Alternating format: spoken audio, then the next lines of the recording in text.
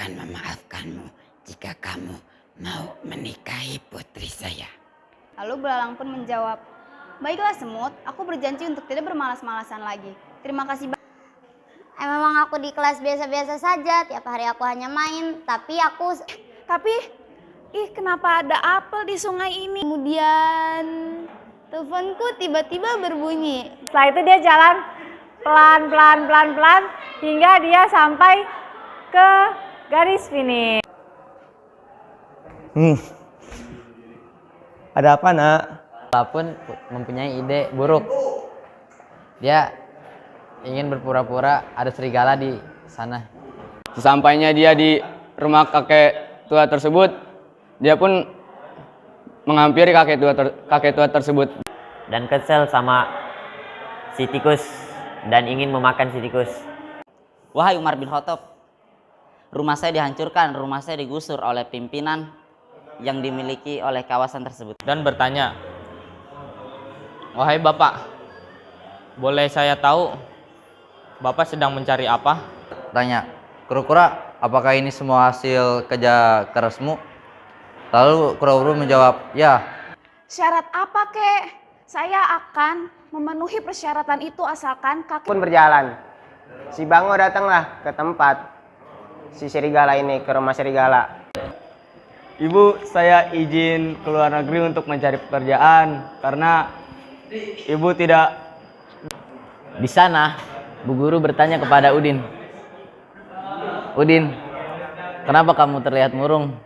Raja, syukurilah apa yang kau dapatkan. Apapun yang terjadi, syukurilah itu. Dan ia sambil berpikir-pikir, gimana ya caranya saya biar bisa sukses, tapi dalam waktu jangka cepat. Iya ibu, aku memang berbeda, aku spesial. Aku memiliki kulit yang sangat langka. Dino sangat marah dan dia menampar pipi Anissa. Petlak! Beruang. Iya Kancil. Hutan ini harus bernyapu menghampiri Dita ke kamarnya. Sambil dengan wajah yang sangat marah.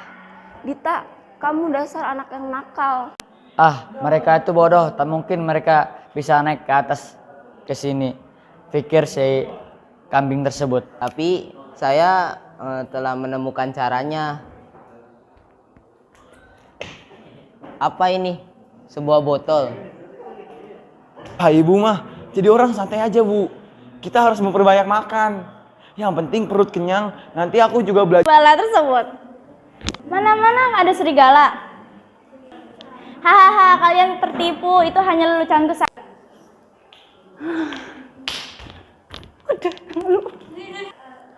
Astagfirullahaladzim.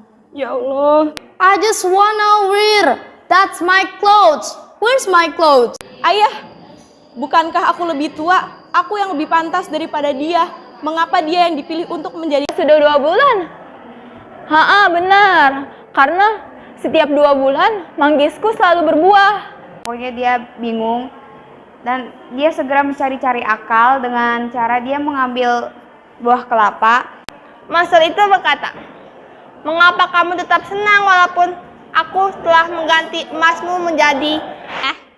Nih.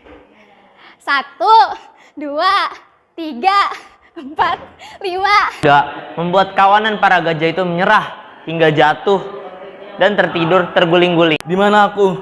Apa aku di surga? Sang semut pun memanggil, halo belalang, kau sudah bangun? Ternyata kau semut. Di mana aku?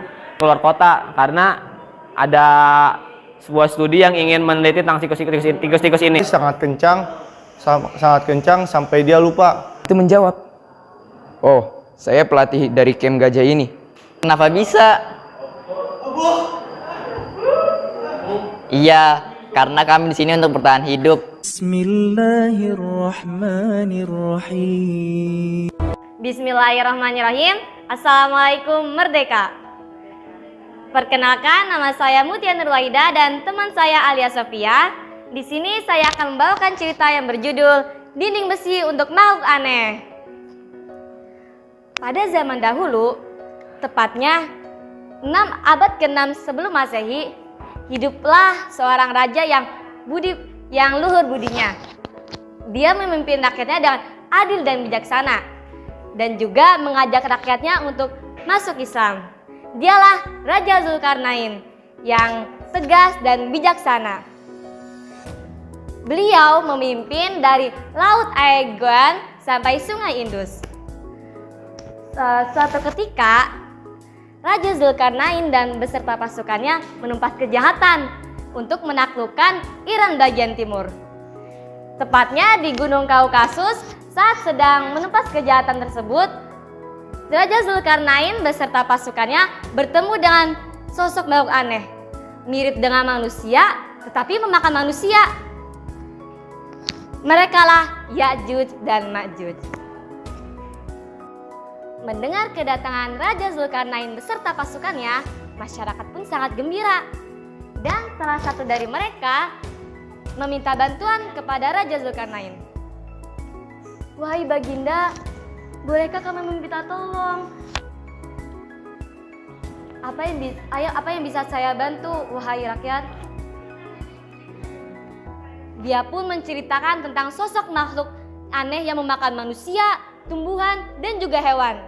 Akhirnya, Raja Zulkarnain pun membantu mereka dengan satu syarat.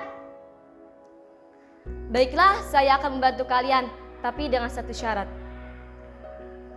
"Apa ya Baginda syaratnya? Pasti akan kami penuhi." Raja Zulkarnain pun menjawab,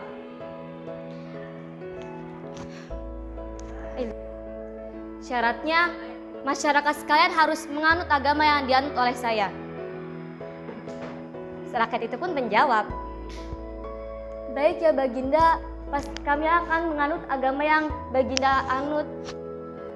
Dan akhirnya Raja Zulkarnain memberi perintah kepada masyarakat semuanya untuk membangun dinding besi yang tinggi. Masyarakat pun bergotong-gotong royong untuk membawa besi dan menumpuk besi-besi tersebut menjadi dinding yang tinggi setinggi gunung. Kemudian Raja Zulkarnain membakar dinding tersebut agar dinding tersebut lebih kokoh. Maka terciptalah dinding besi yang kokoh dan tinggi, yang membuat Ya'juj dan Ma'juj tidak dapat menyeberangi dinding tersebut, dikarenakan Ya'juj dan Ma'juj tidak kuat untuk memakan dinding besi yang kokoh tersebut. Rakyat Turki pun gembira dikarenakan Raja Zulkarnain menolongnya. Rakyat Turki pun berniat untuk memberi upah kepada Baginda.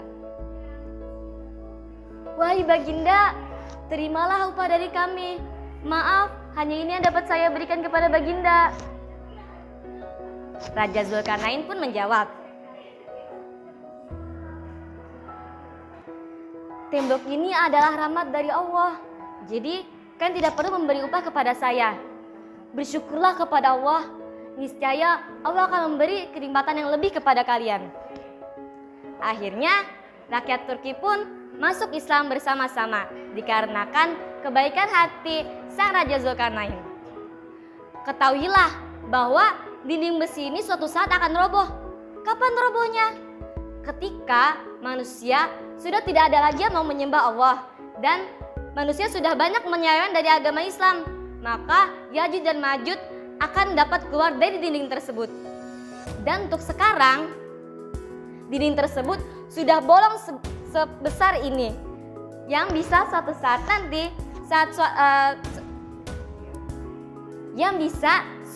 nanti dinding besi tersebut tuh hancur dan akhirnya Ya'juj dan Ma'juj keluar, dan itulah hari kiamat akan tiba.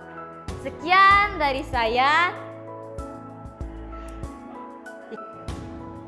Hikmah dari kisah dinding besi yang kokoh ini adalah kita harus saling tolong-menolong seperti Raja Zulkarnain, dan juga kita harus selalu bersyukur atas nikmat yang telah Allah berikan seperti dinding besi tadi. Dan juga kita harus rajin beribadah, tidak lupa sholat, puasa, zakat, dan lain segalanya yang diperintahkan oleh Allah dan menjauhi larangannya agar dinding besi tersebut tidak roboh dan kita akan mengundur hari kiamat. Nggak bisa diundur, agar Yajuj dan Majuj tidak dapat keluar dari dinding besi tersebut. Sekian dari saya. Hadza wa wa yar'ana wa yahfaduna walhamdulillahirabbil alamin. Assalamualaikum merdeka.